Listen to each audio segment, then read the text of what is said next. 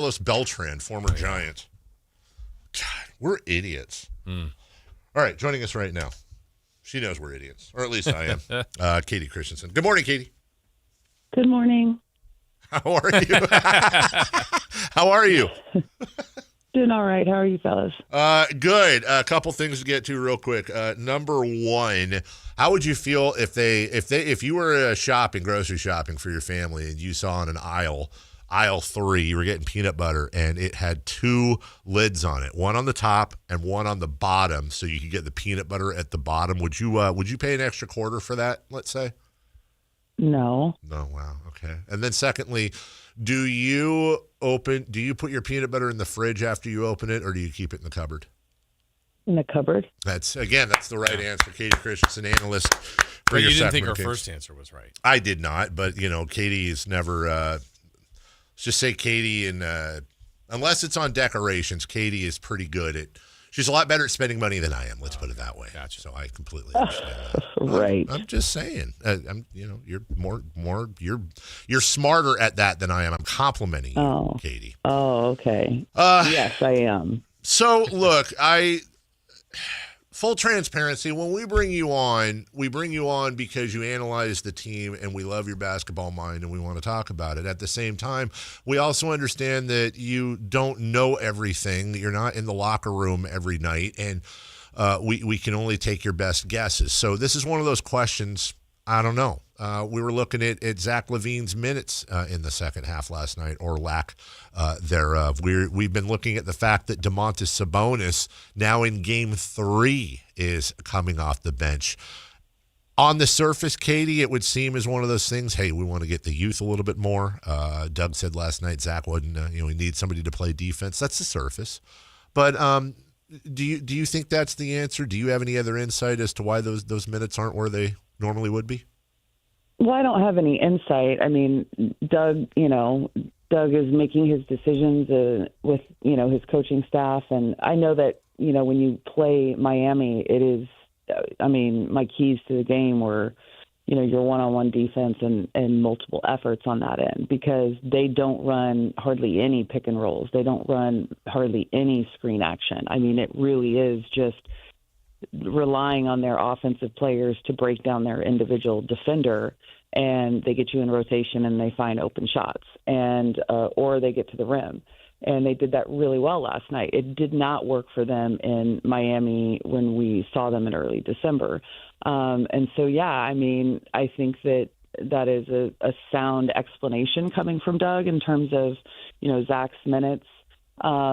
He didn't feel apparently that he was, playing the type of defense that they needed, and they were, basically on their heels the whole game. They were trying to fight back from a deficit. And, I'm sure that played a role in it.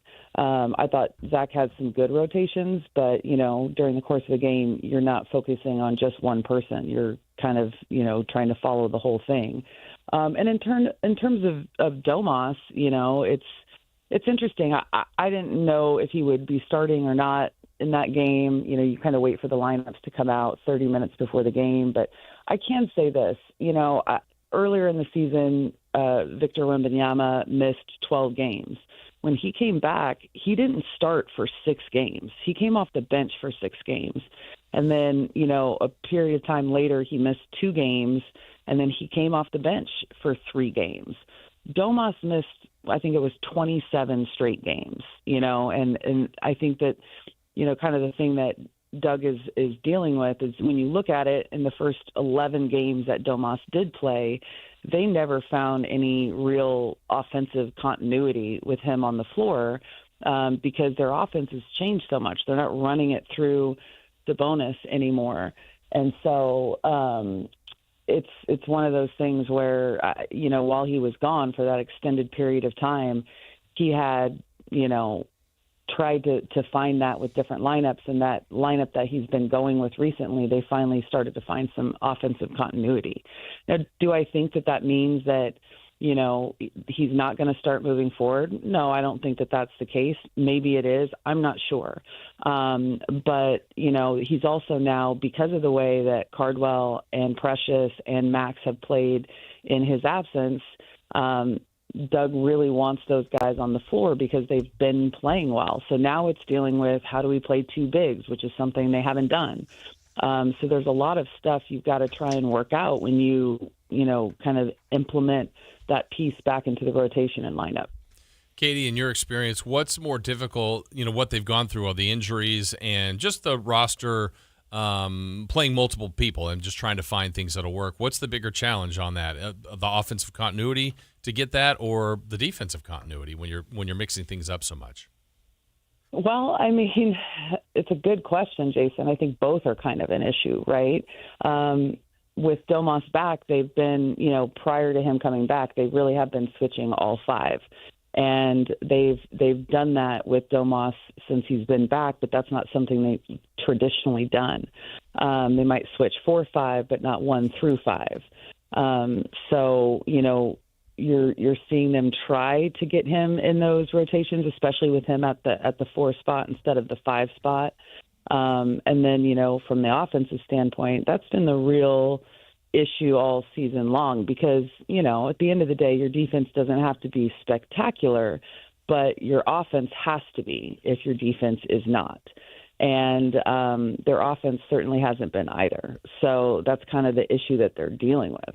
Kayte Christensen joining us. You saw the 4-game win streak, right? And then you've seen now with Portland and Miami, arguably, by the way, both worse teams than the at least 3 of the 4 that they beat on that streak. Does that tell you that it's less about quality? For example, here's where I'm going with this. They have this long road trip coming up, some tough teams. Yeah. But, Kayte, when you look at the wins for this team this year, I think we figured this out last week or earlier this week. It's like 85% have come against teams that will almost certainly make the playoffs. How can we explain this team being as bad as their record is, having the bulk of their wins against great teams? Dave, it's matchups. It's matchups and other things like are they shooting the ball well? Is the 3 falling? One thing you will find in every single loss is they have not shot the 3 well. I mean, it is. I haven't looked at every single game, but I can say with 95% certainty that they have shot incredibly poorly from 3. And I've said it multiple times kind of on the broadcast over this home stretch is that really is the difference for this team is their ability to knock down the 3 with like a consistency and have it be a feature, like a featured element within their offense. And you look at the wins that they've had, and they've shot the ball much better on average than in their losses. And it's matchups. It's matching up against a team, and that just can be a better matchup.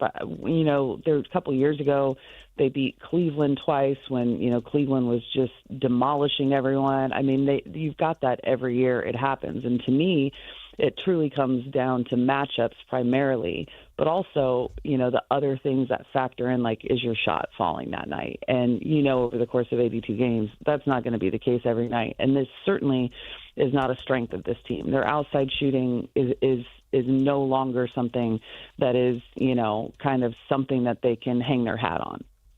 Kayte, I'm going to ask you another one, kind of back to your playing days, to see what you think on this of right now where we are. We're about 15 days away, 2 weeks away or so from the trade deadline, and a bunch of these players have heard their names. I mean, they just have, whether maybe none of them get traded, maybe all of them do. We just don't know.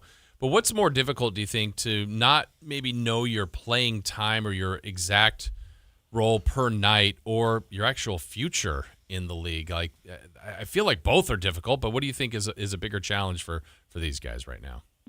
I think just kind of given the circumstances here, I imagine maybe it's the looming trade deadline. But, I think both are difficult for a player, right? And again, I look at it this way. I think it's been very clear since the beginning of the season and the, insertion of a new front office during the off season that I think it was even clear before the season started that a lot of these guys were completely aware that their names were being floated, that there was, this is not like a permanent landing spot for them. There's not a lot of longevity, right? And that's just because, the makeup of the team doesn't necessarily fit like the the franchise's, kind of direction moving forward. So I can only imagine as a player that it's got to be challenging in multiple ways because of all of the various circumstances. Kayte Christensen joining us. Dylan Cardwell, he's interesting. He plays with joy. He's made an instant connection to the fan base. The Beam Boys, those young guys, and Precious, who I still think is young. He's 26. Have these things that happen organically are always, I think, the most fun for the team. But what is it beyond the smiling and the hand gestures and all the fun stuff with Dylan Cardwell? What do you see in him as a young player? Well, he is a lot of fun to watch just because of the energy he plays with, right? But he does a lot of the little things that, certainly, aren't necessarily going to be featured in a box score at the end of the game. Just his tenacity and his ability on the boards to not only come up with rebounds, especially on the offensive end, but really to get tip outs, to just be really battling for the board, pretty much every single possession. That is a skill. That is a skill that is important because you don't need, you don't need, 5 20-point scores because there's not enough ball to go around for that. So what else can you bring to a team? And he brings kind of those little things. And defensively, I think he's going to be a really, really solid defender. Right now, as a rookie, he's foul prone, and that's pretty normal, especially for a big. But you're seeing, Nick Clifford kind of deal with the same thing as a rookie, just trying to figure out their way on that end of the floor. But I think what Doug likes about these guys, and Dylan in particular, is just the consistency and the effort, right? That's important. The rest of it's going to come with playing time and experience. But, yeah, I mean, he's a lot of fun to watch. He is a spark plug in a huge way. And so that's a really solid foundation to begin with. And he's such a great story. I mean, from being an undrafted, rookie free agent to a two-way to, he's playing meaningful minutes now on this team. Yeah. What would you say is next for him? Where can he get? What's the developmental piece he needs to work on? Well, we're already seeing in the last, handful of games, he's starting to develop that little baby hook shot. He has, because of his athleticism, I think the majority of his basketball career, it's really been very simple for him. It's been dunks and rebounds and defense and that kind of thing. Well, when you get to the NBA level and the game speeds up and you're playing against grown men, in essence, not everything is going to be a dunk. So his ability just to kind of function within that, 5 to 6 foot area in the paint is really important for him. And we're starting to see him take those shots, and, he's got to continue to work on that. But also it's building kind of that rapport with your perimeter players, your ball handlers, who are going to be feeding you those, opportunities. So, I think that he's very different than Max, and that Max has, to me, a very complete skill set offensively, and he's just going to continue to hone it. And he's got a lot of different things he can go to, especially, when handling the ball. We saw it a little bit last night from the corner, the shot fake, puts it on the floor, knows that, Bam was the one that bit on the fake, and they don't have a big at the rim, so he took it all the way there. So all of that stuff is just continuing to add kind of to that offensive skill set, which for me, I only think he really needs 2 things, right? He's got the dunk. You need a primary move, and then you need a counter to the move. He's, to me, just got to keep it simple. But also it's being able to read the defense. And I think Max does that at a pretty high level for a rookie right now, and that will come for Dylan as well. Kayte Christensen joining us. I think it's safe to say we have 2 in the bank. Probably 3 and possibly 4 Hall of Famers on this team right now. And as we go through the young guys, which is the real exciting thing for Kings fans, it also occurs to me that you have an icon in Russell Westbrook. You have a first ballot Hall of Famer in DeMar DeRozan. And Sabonis and Levine ain't nothing to shake a stick at career-wise. And as far as most importantly, being like true professionals. We talk about it in the media, Katie, but you've been there as a player. You've been there traveling with the team for years. How important is that really for the future development professionally of these young guys as well, having those influences? Well, I think that it's important. I can't, with certainty tell you how critical it is, but it is important for, especially a guy like DeMar and Russ. When you look at that, those two are the only players on this team that has played every game this season, and they're our two oldest players, right?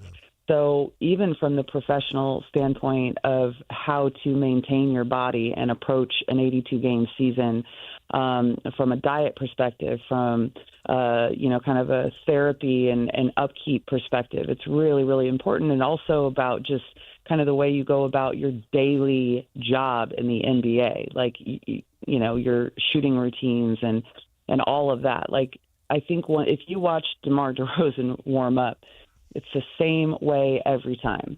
And I think that those are the important things. And, I recently heard a clip of DeMar on a podcast, and I don't think it's a newer podcast. I think I'd heard it in the past, but he talked about when he first got in the league and, kind of the older players were putting ice on. And he's like, why are you doing that? And they're like, do it now. So he's like, I started putting ice on even though I wasn't injured. And those are the things that you learn and you pick up from older players. And, truly about your diet. DeMar doesn't drink any alcohol. It's like he really approaches it from the standpoint of, like, my body is my profession. Sleep is important. Diet is important. The daily grind of sticking to your workouts and your therapy and your upkeep, that's important. And so I think that from that standpoint, that viewpoint, they're really important. And let me just quick follow up, because in the beginning you said I can't speak to specifics, but I think you did a really good job at laying it out. But let me ask you personally. You came up with Diana Taurasi and some real major names when you played. So just from you, I guess what I'm getting at, Katie, is how much of it is the media likes to talk about it, we like to talk about it, and how much of it is, well, they would have been a good pro either way. I guess it matters. Like, how much did it matter for you coming up with your influencers? Yeah, well, it's a good question. First of all, Diana's younger than me, so I was in the league before she got there. But you taught her, right? But no, I mean, I certainly didn't. I was only a couple years older than her, but I played with a lot of other veterans that, by the way, when I came into the league in 2002, the league started in 97. It was 5 years old, but a lot of the older players I was playing with and against, they played overseas forever before the WNBA came around. And for anyone that doesn't know, playing overseas is an absolute grind. You literally practice every single day. They expect Americans to play 40 minutes a game. Like, what that does to your body is incredibly challenging in terms of being able to sustain that type of an environment. And so, for me, I took a lot from the older players. I remember talking to Dawn Staley. I was playing in Houston, and Dawn had an ice pack on every part of her body. I mean, at that point, she could barely, she really had a hard time getting around, just walking around. You could tell that, she had a lot of tread worn off her tires. And she said to me, and I remember it very clearly, like, she's like, Katie, you can't continue to play the way that you play. You've got to figure out a way to be less physical and, not throw yourself on the ball on the ground, like not fight for everything and just battle the way that you do. And I told her, I was like, I can't help that. That's literally the only way I can play. And it's the only thing that makes me valuable to a team, because I'm not scoring 20, 25 a game. So I remember that conversation, and I thought it was valuable information, but I couldn't implement it because for me, that wasn't, I physically am not capable of that. I mean, I play the same way in practice. It used to annoy the hell out of people, but that's just how I played. But I understood the value in it because I did go out with an injury, and I'm still dealing with it, as a 45-year-old woman, the repercussions of playing the way that I did. And so that kind of stuff for me, I saw a value in it, and I took a lot from the older players who had been around a long time. But I also think, like, just the sports world has changed so much from 20 years ago when I was playing. There's a greater understanding of taking care of your body and diet and sleep and all of those things. And I think younger players now have a better grasp on how important and critical that is. Kayte Christensen joining us. Kayte, I was thinking about something from last night, and you, where we sit up in radio, you're closer down there to have maybe a better vantage point of this. DeMar DeRozan, I don't know, he got a little chippy, a little edgy. There was a little edge to him last night. Was that just loved it? Yeah, was that just part of the game last night, or was there something else going on, like frustration, or what did you see? No, DeMar is so hard to rattle. First of all, that's one of, I think, the special skills in his game. I think that was brewing for a while. Larson, who I give a ton of credit to, said it on the broadcast, like he was playing very hard, very physically on the defensive end.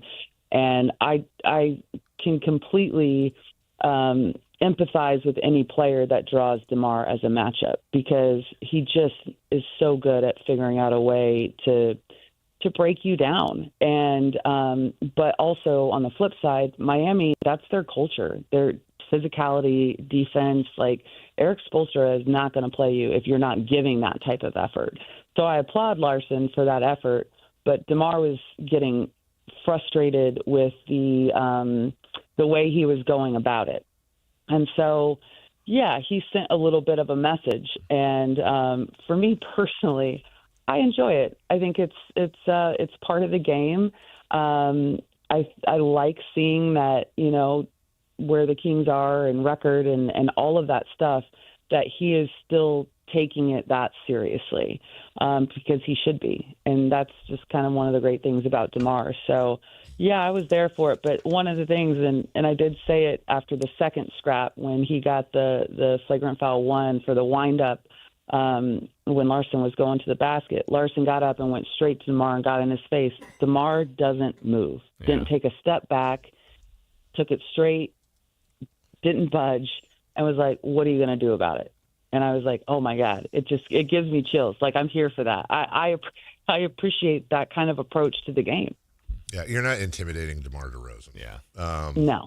I know it's early as we go, because we haven't done this. I don't know if we've done this ever or a long time. You mentioned playing overseas is a grind. So as we go, special trivia question for you.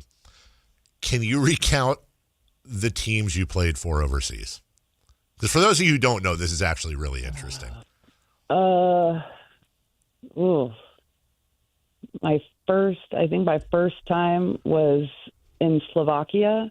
Okay. And that did not go well. It was my understanding, my agent made it. The deal was it was a 1-week trial period for both parties, and if either one didn't think it was a fit, that I could leave.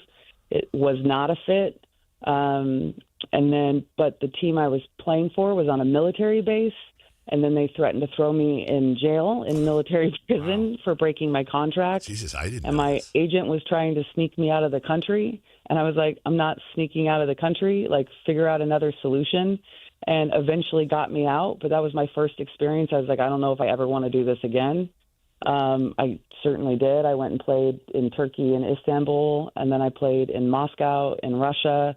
I played in South Korea, and then I finished in Thessaloniki in Greece, right on the water there. How cool is that? So that was my experience overseas. Which one's the jersey you had that had the didn't it have like Korea. the flowers or what? Yeah. Oh yeah, I looked like I was about to be laid on a funeral casket. Yeah. Do you still have your jersey from each of those teams? No, I only have the one from South Korea. Yeah, I don't have any of that. Interesting. Well, sneaking Kayte out of the country. God, I didn't know that story. That's crazy. Woof. Yeah, it was pretty terrifying at 25 years old or whatever I was. Yeah. You're kind of there by yourself. You don't speak the language. It was. I'm surprised I went back overseas after that. Well, it's not like you grew up in New York City either, so you go from that to you're in Slovakia and getting snuck out of it. Jesus. Well, hey.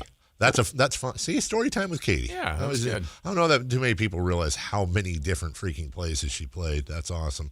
She joins us each and every Wednesday at 9 a.m. Enjoy your week and your weekend. Pack for that road trip, and we'll talk to you next week. All right. Sounds good, fellas. All right. Thank you. Bye-bye. That is Kate. That's crazy. Yeah. That's weird. She doesn't have the other jerseys, though. Yeah. I would just say, if I played elsewhere. You collect them all? Heck yeah. Have one of them little frames. Yeah. We'll take a break. When we come back, what's on deck? Brought to you by Trex Decking and Railing. And we got a 3 in the key again. Kings and Raptors. We'll do all of that next. On the move? Got somewhere to be? Take Sacramento Kings basketball with you. The Sactown Sports app will let you stay connected to your passion. Never miss a moment of Sacramento Kings basketball with the Sactown Sports app. Never have I ever called my sister from the finish line of my first marathon. Hello? You won't believe where I am. Are you running? Mile 26. I'm gonna make it. Switch to T-Mobile's 55 Plus plan and get iPhone 16e with its advanced camera system on us. Plus,